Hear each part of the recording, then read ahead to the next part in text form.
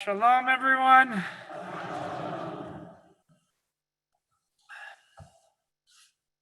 So nice to have a wonderful simcha, this really joyous occasion as we celebrate with you, Sophie, your family, your friends, the community, as we all come together for this really special Shabbat. I think all of us can feel it. I'm going to start with a little game this Shabbat morning, and maybe some of you know it. It starts by, I know it's harder to play if you have a mask, so you'll do your best. Starts by taking your index finger and putting it up to your nose. Yeah, right on the side. Yeah, on the side. And I don't know if you've seen this game. And then, so one person starts, and then everyone does it. Yeah, many of you are familiar.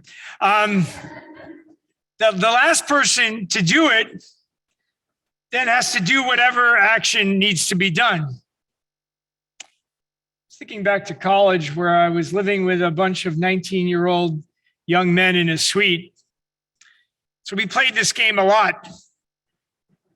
Who is going to take out the garbage? Last one. Who's going to buy the groceries? This was always my favorite. Who's going to do the dishes? That was one I was really trying to be fast on. Same thing each time. You can imagine the kitchen sink was always overfull with a lot of dishes.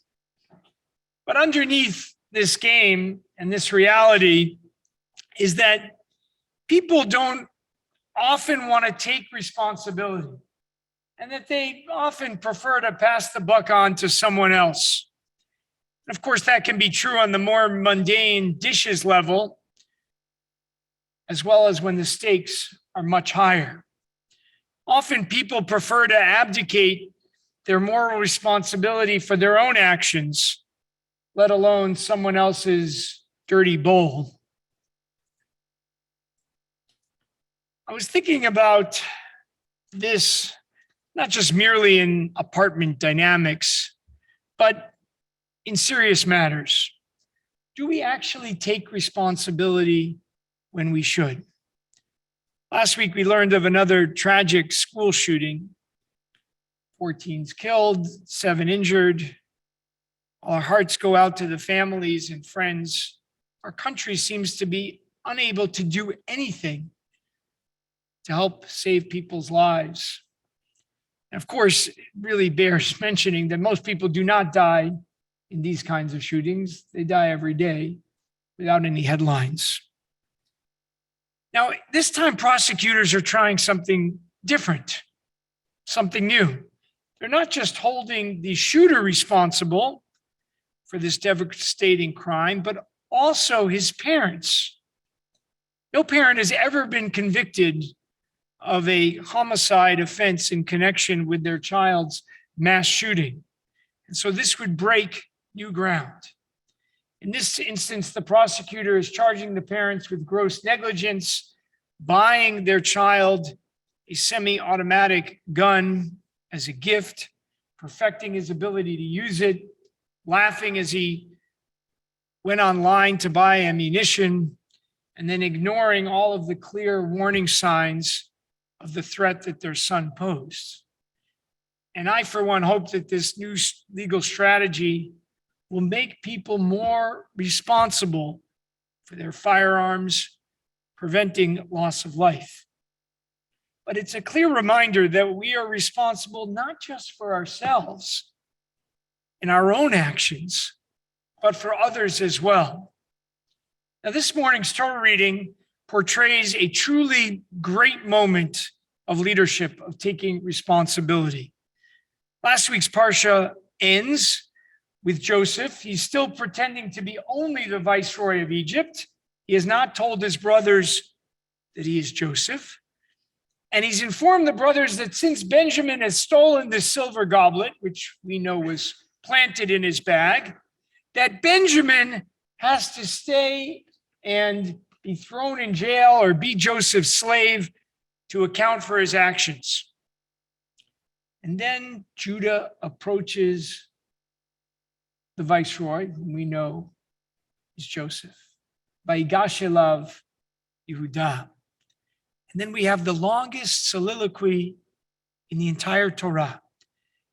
Judah emotionally narrates everything that has happened up until this point, including the fact that if Benjamin does not return with his brothers, their father Jacob will be so devastated that he will die.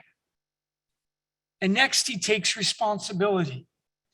He asks to take Benjamin's place. He asks to be Joseph's slave and let Benjamin go. And Joseph is so moved by his speech, by his taking responsibility for his brother Benjamin, who, like Joseph, was the child of Jacob's beloved wife, Rachel. This to Joseph means that the brothers have changed. They're not treating Rachel's children differently. And so Joseph reveals himself in one of the most moving moment of reconciliation in the entire Torah. Commenting on this narrative, Rabbi Menachem Mendel of Schneerson teaches that this is the first time in the Torah that we learn of a person taking responsibility for another person. And he relates it to a great rabbinic saying, Kol Yisrael Arevin Zeh Bazeh, that all of Israel, the Jewish people, are responsible for each other. And I would add that it's not just Jews. People in general must take greater responsibility for one another if we're going to actually build a safer, more moral society, one that we all pray and aspire to in the prayers that we just recited for this country. Now, there's a fascinating connection with the root of the word arevin. The root is ayin resh vet, arev. And it means a number of different things. It can mean sweetness.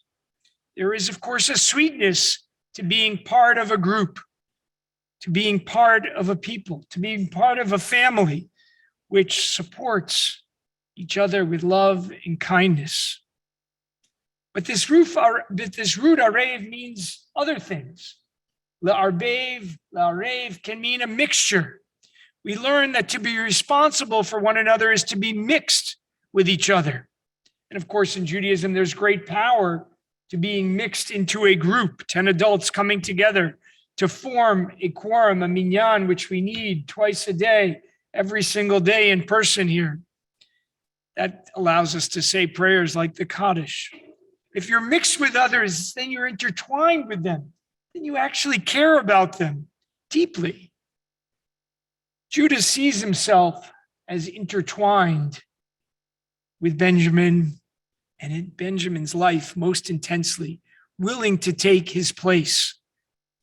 Listen to the words that Judah tells his father before he leaves, right? This is how he convinces his father to let the brothers bring Benjamin down to Egypt, because Jacob doesn't want this to happen. He's afraid that something will happen to him, as he believes something terrible happened to Joseph. He says, I will be a surety for him. You may hold me responsible. If I do not bring him back to you and set him before you, I will stand guilty before you forever. Judah declares his responsibility, and it's so strong, he says that he'll be guilty forever. And sure enough, what word does he use? That same root, arev. Ervenu is the root that he uses. Anochi ervenu. I will be the surety. I will be the pledge. I will be responsible. I will be the guarantor for his life, because my life is intertwined with his. That's what taking responsibility is all about. It's about standing up and saying, my actions do not only impact me, but they impact upon others as well. Something we have surely learned over the course of the last 2 years of this pandemic. The book of Genesis teaches us what it means to be responsible, and it does it through the context of siblings. Go back to the beginning of the Torah. We have 2 siblings. Two brothers, Cain and Hevel. Cain and Abel, it doesn't work out so well. Not only does Cain kill his brother Abel, but when God asks him, "Ayeh achicha, where is your brother?" He says, "I don't know. Vayadati. Ashomer achi anochi. Am I my brother's keeper?" He doesn't take responsibility for his actions, certainly not for killing his brother. He's not connected or intertwined with his brother at all. But of course, at the end of the book of Bereshit, at the end of the book of Genesis, we've come full circle. And now it's different. Judah understands that brothers are arev, that they are intertwined with each other. Families are, communities are, citizens are. All humanity is. When we make a decision about almost anything, from vaccination to composting, from building solar panels to selling guns, we realize it's not just about us. It's about everyone. Judaism has known this for years. It's a basic calling card of our tradition that we are all in this together. It's a collective philosophy whereby we are taught that the community is responsible for one another. If God forbid something bad happens, we all take on ownership. If someone dies and they don't have family, the community takes on the responsibility for them. If someone's born and needs parents, we take on the responsibility, etc., etc. That's what taking responsibility means. It means that we take care of one another in a communitarian philosophy. And taking responsibility means, of course, caring for each other, as well as being held accountable.